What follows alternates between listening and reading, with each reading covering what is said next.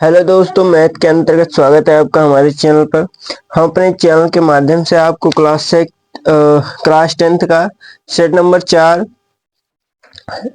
4 दोस्तों 2024 का जो मोस्ट इम्पोर्टेंट क्वेश्चन है, जैसे कि 3, 4, 5 इतने मतलब किसी में होता है 23, 24 और 25 लास्ट का। इससे पहले के लेक्चर्स हमारे हो गए थे। आगे हम क्वेश्चन नंबर बात करेंगे 23, 24 और 25, यानी 3, 3, 4, 5। किसी सेट में 23, 24 करके होता है और किसी सेट में 3, 4, 5 में दे रखा है।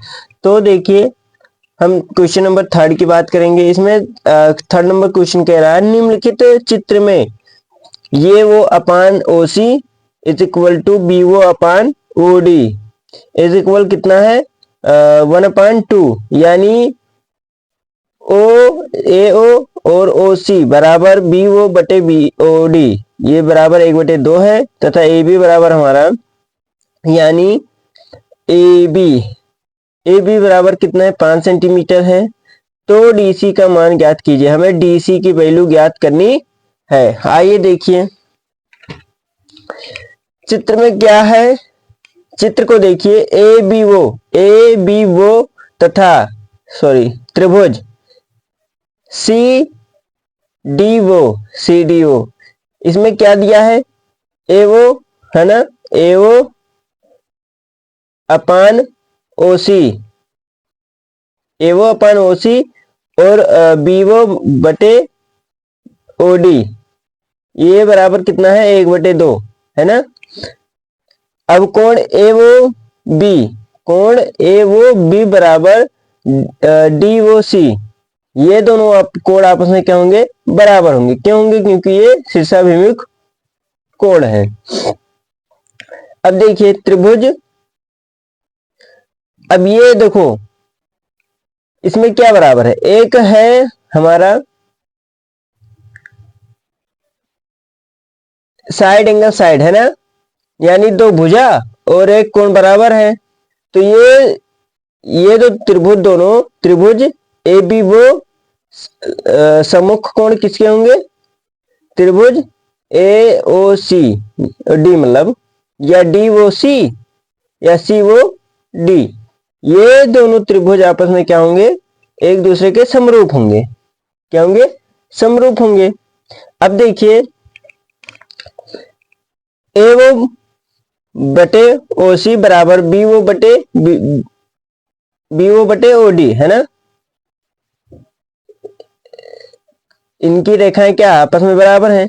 जब ये दोनों रेखाएं, जब ये बराबर इसके, ये इतना, ये आपस में एक दूसरे के क्या है, बराबर है, तो उसके अकॉर्डिंग देखा जाए तो ये भी बटे ये भी है ना, उसके कोण के सामने का कोण आपस में क्या होगा, रेखा बराबर होगा।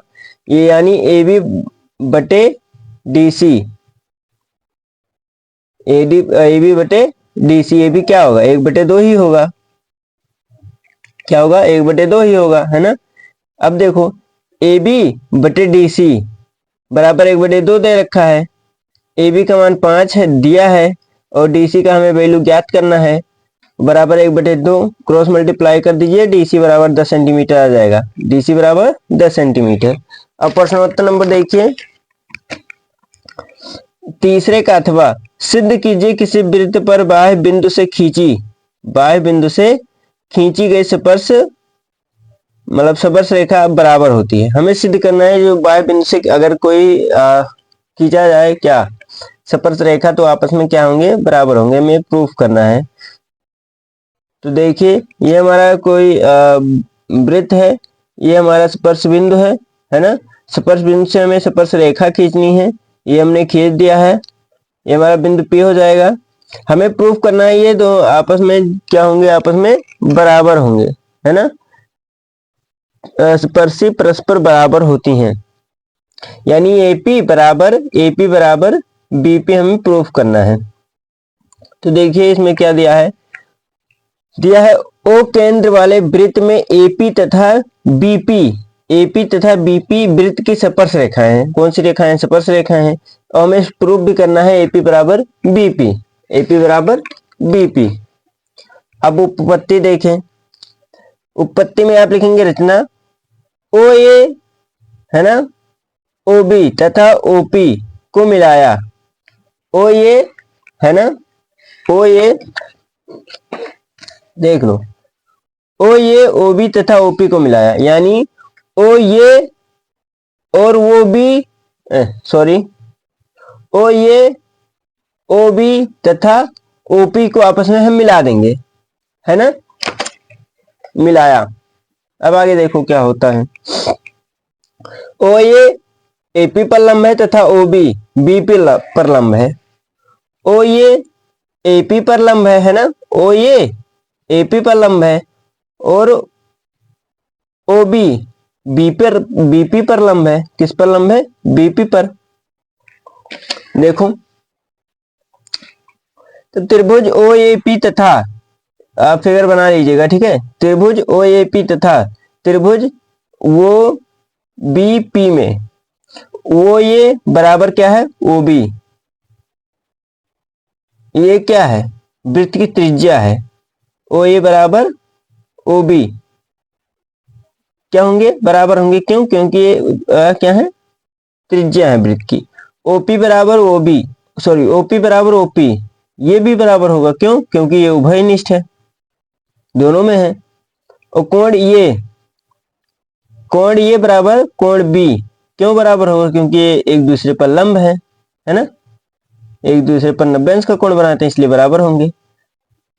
इसलिए कोण, ओ सॉरी, त्रिभुज ओ ए पी, त्रिभुज ओ ए पी सर्वांगसम त्रिभुज O B P, O B P क्यों बराबर होंगे? साइड एंगल साइड, यानी साइड एंगल साइड, भुजा कोण भुजा। तब जब ये दोनों त्रिभुज आपस में सर्वांगसम है, तब एपी बराबर हमारा बीपी भी क्या होगा? बराबर होगा। किससे होगा? सीपी सीटी से। अब देखिए प्रश्नोत्तर नंबर चौथा। प्रश्नोत्तर नंबर चौथा क्या है? सिद्ध कीजिए सिद्ध कीजिए कोसेक ये माइनस साइन ये, कोसेक फिर ब्रैकेट कोसेक ये माइनस कोस ये बराबर हमारा कितना है? 1/10 ये प्लस कोट ये। बहुत आसान है दोस्तों, बस कंफ्यूजन करने के लिए बड़ा दे दिया है, बाकी बहुत आसान है। देखिए हमारा कोसेक ये माइनस साइन ये सेक ये माइनस कोस ये बराबर क्या है? हमारा दिया है 1/10 ये प्लस कोट ये। हम LHS पार्ट ले लेते हैं। कोसेक ये माइनस साइन ये ब्रैकेट सेक ये माइनस कोस ये। कोसेक को हम क्या लिख सकते हैं? 1/sin ये माइनस साइन ये अपान 1 तो होता ही होता है, ठीक है। सेक को हम लिख सकते हैं 1/cos ये और माइनस कोस ये बटे 1, है ना। अब इसको क्रॉस मल्टीप्लाई कर देते हैं, 1 करना 1 हो जाएगा, साइन से मल्टीप्लाई करेंगे, साइन स्क्वायर ये हो जाएगा, अपान का साइन ये रहेगा, ब्रैकेट फिर ब्रैकेट 1 करने 1 हो जाएगा हमारा, और ये कोस क्या हो जाएगा? माइनस कोस स्क्वायर और बटे कोस ये अपना हो जाएगा। देखो 1 माइनस साइन स्क्वायर बराबर कोस स्क्वायर होता है, कोस स्क्वायर ये इंटू 1 माइनस कोस स्क्वायर बराबर साइन स्क्वायर, यही तो होगा।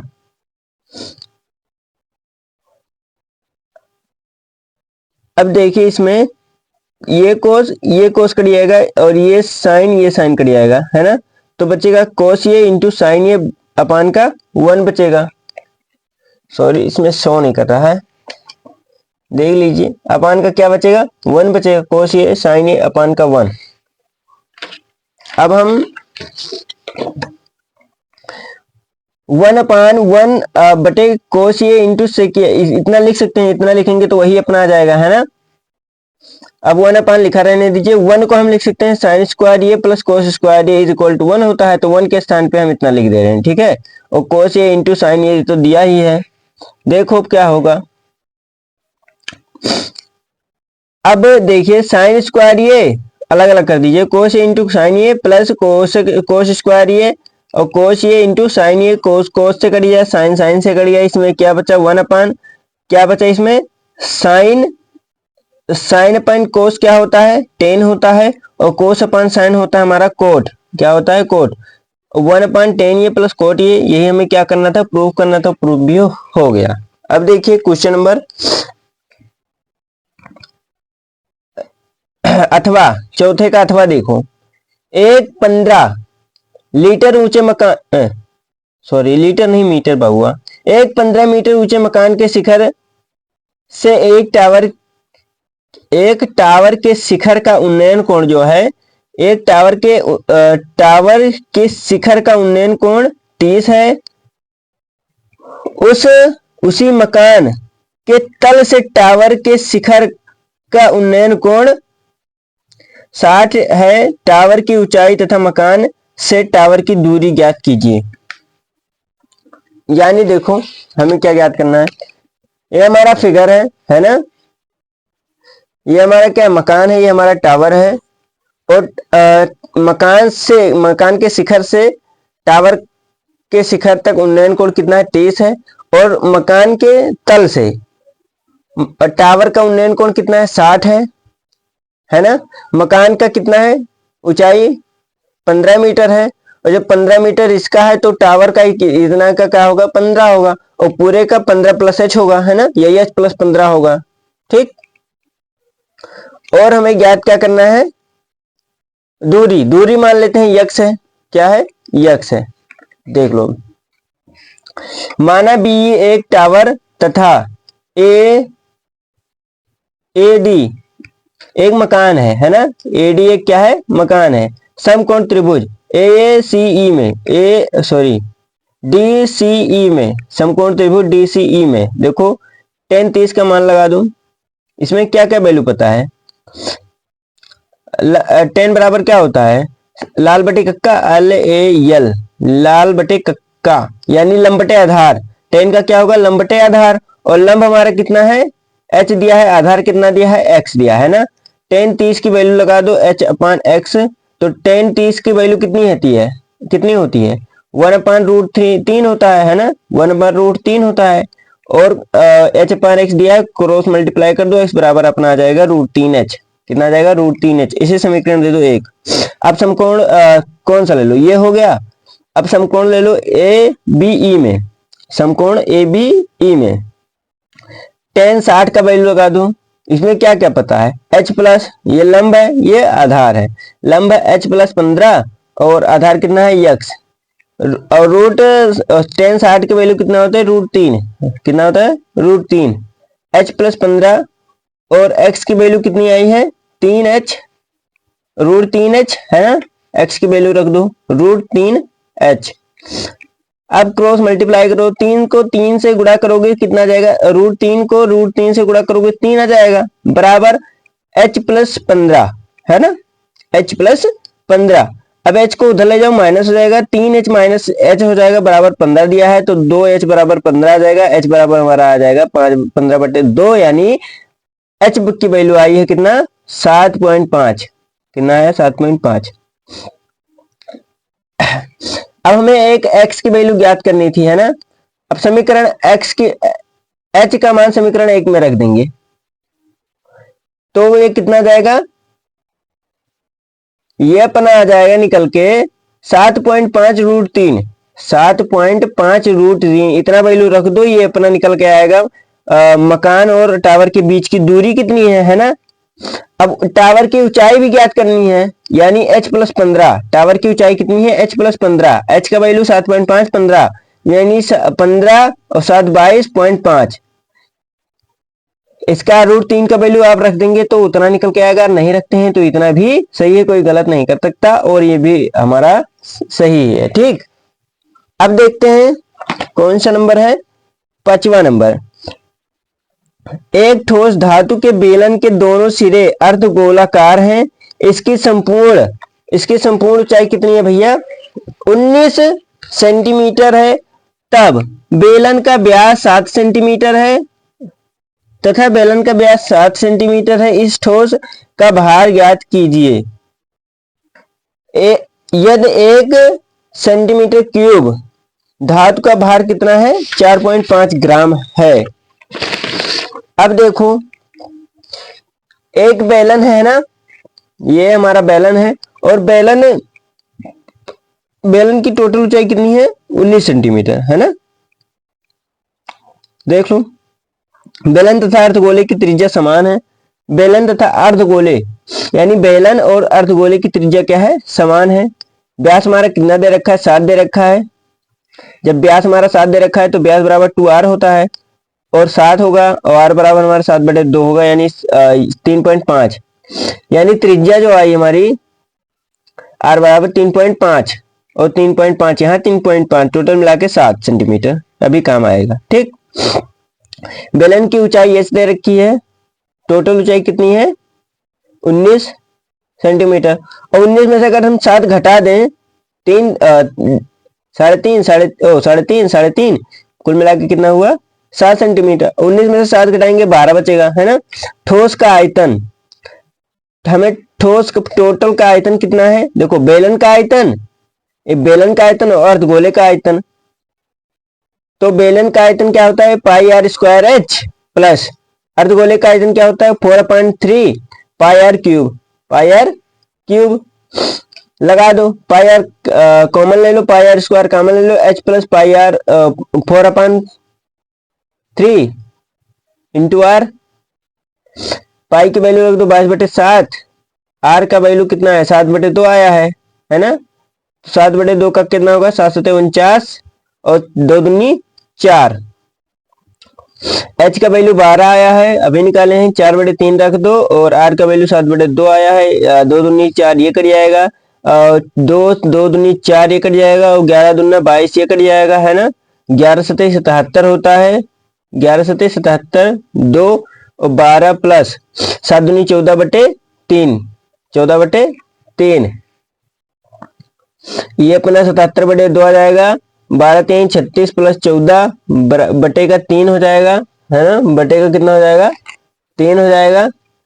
और 77/2 गुणे 14 और 36 50/3 हो गया। 2 से काट दीजिए, 25 ये कट जाएगा, और ये टोटल जो निकल के आएगा 19/25। इसका गुणा करोगे 19/25/3 घन सेंटीमीटर। ठीक, घन सेंटीमीटर। अब हमें ज्ञात क्या करना है? एक घन बराबर तो दे रखा है, टोटल भार हमें ज्ञात करना है। एक घन बराबर हमारा दे रखा है, एक घन सेंटीमीटर बराबर 4.5 ग्राम। तो हमें कुल भार बराबर, यानी इसका इससे गुणा करेंगे तो ये अपना आ जाएगा, काट देंगे तो 1.5 आ जाएगा, है ना। इसका गुणा करेंगे तो 2887.5 ग्राम आएगा। ठीक, अब प्रश्नोत्तर नंबर 5 देख लो। अथवा 15 सेंटीमीटर वाले एक वृत्त की कोई जीवा केंद्र पर 60 डिग्री का कोण अंतरित करता है। कितने डिग्री का? 60 डिग्री का कोण अंतरित करता है। संगत लघु वृत्तखंड का क्षेत्रफल ज्ञात कीजिए। संगत लघु वृत्तखंड का क्षेत्रफल ज्ञात कीजिए। पाई बराबर 3.14, पाई बराबर हमें 3.14 लेना है, और √3 बराबर 1.73 लेना है। ठीक, ये इसने दे रखा है कि इसको हमें लेना है। देख लो लास्ट नंबर प्रश्न। आर बराबर 15 सेंटीमीटर, थीटा बराबर 60 दिया है। लघु वृत्तखंड का क्षेत्रफल जो होता है pi r square theta upon 360 minus 1/2 r square sine theta. अब रख दो वैल्यू 3.14 गुड़े 25, यानी कितना दिया है? 15 का स्क्वायर करेंगे 225 आएगा, गुड़े 60, थीटा का वैल्यू 60 दे रखा है, बटे 360 माइनस 1/2 और 225, क्योंकि 15 का स्क्वायर यानी 225, गुड़े साइन थीटा यानी साइन 60 की वैल्यू, है ना। चलो रख दो, इसमें 225 कॉमन ले लो, इसे यहाँ इतना बचा। इसको काट दीजिए, छका 36, है ना। कितना हो जाएगा? छका 36, यानी 3.14/6 माइनस 1/2, और साइन 60 की वैल्यू कितना होता है? √3/2, √3/2। चलो 225, इसको, ये तो इतना ही रहेगा, माइनस इसका गुणा करोगे तो 1.37 उतना ही आएगा, 1.73 आएगा, बटे 2 दूनी 4 हो गया। ठीक है, ठीक है। क्रॉस मल्टीप्लाई करोगे 6.228 माइनस 5.19 बटे 6 × 24 12 आ जाएगा। ठीक,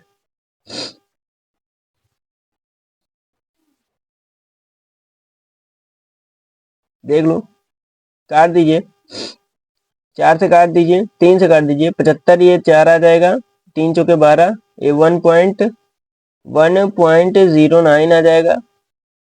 अब इसको गुणा उड़ा करोगे भैया, ये अपना निकल के आएगा 81.75 बटे 4 बराबर